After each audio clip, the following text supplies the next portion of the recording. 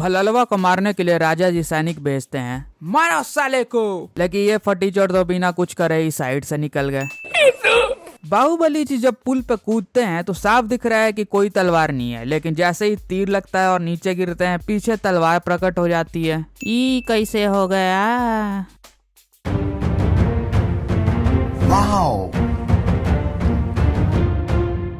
अच्छा, इस सीन में क्या मिस्टेक है? दिख गया हो तो फटाफट से कमेंट कर दो, या फिर आंसर जानने के लिए लास्ट तक जरूर देखना हो। इस सीन में पेड़ से गुलेल बनाकर एंट्री हो रही है, लेकिन इन फटीचरों का निशाना कैसे चूक गया? और जब सब एक दूसरे को मार रहे होते हैं तो ये बंदा क्या कर रहा है भाई? तभी आते हैं बाहुबली जी, इतनी बड़ी ढाल लेकर सैनिकों पर कूदते हैं, लेकिन कूदते ही वो ढाल कहाँ गायब हो गई।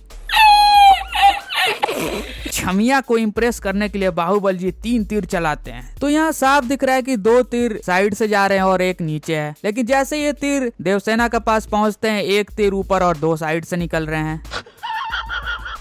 और इतना बड़ा आर्मर अंदर छुपाया हुआ था तो कम से कम गले से तो दिखना चाहिए था, लेकिन यहाँ साफ दिख रहा है कि अंदर कुछ भी नहीं है। तो फिर ये आर्मर कहाँ से प्रकट हो गया? यहाँ बाहुबली का आर्मर ऐसा है, लेकिन अचानक ऐसा बन जाता है। जब भललवा बाहुबली को फेंकता है तो 1 मिनट, ये ससुरा कौन है? ये तो बाहुबली है ही नहीं। और ये कलाई वाला आर्मर कहाँ चला गया भैया? यहाँ शिवलिंग पर साफ दिख रहा है कि खून की धारा कैसी है, लेकिन अगले ही सीन में वो भी चेंज हो जाता है।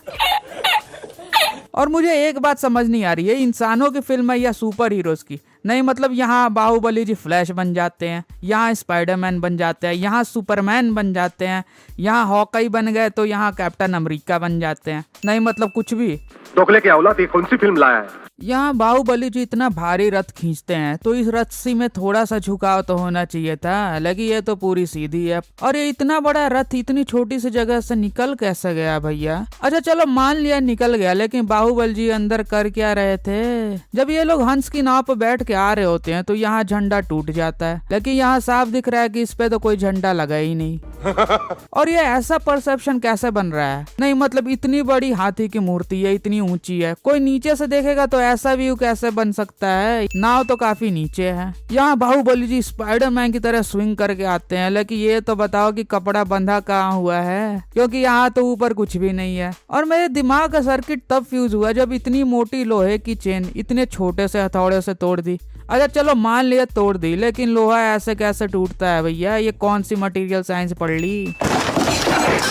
देवसेना दीदी यहाँ तलवार चलाती हैं और तलवार किसी को छूती भी नहीं, और इतने सारे बंदे बैक फ्लिप और समरसॉल्ट मार के गिर जाते हैं। फिर आता है दीदी का किक, लेकिन 1 मिनट, ये तो दीदी का हाथ है नहीं, ये काला कैसे हो गया? यहाँ साफ दिख रहा है कि भललवा की गदा को रोकने से पुल टूट जाता है, लेकिन अगले ही सीन में उसकी मरम्मत भी हो गई। दूसरा गदा पड़ते ही बाहुबली जी इतनी दूर जाके गिरते हैं, लेकिन उसके ही नेक्स्ट सीन में पीछे तो कोई ब्रिज है ही नहीं। तो फिर ये लड़ कहाँ रहते भाई? खैर फिल्म जैसी भी हो, इसमें जादू का शो बहुत बढ़िया दिखा है। यहाँ गदा है, यहाँ गदा गायब, यहाँ हाथ का आर्मर नहीं है, यहाँ प्रकट हो गया, यहाँ तलवार है, यहाँ तलवार गायब, यहाँ आर्मर है, यहाँ आर्मर गायब। इतनी बड़ी चेन इस छोटे से हैंडल में समा जा रही है। ई कैसे हो गया?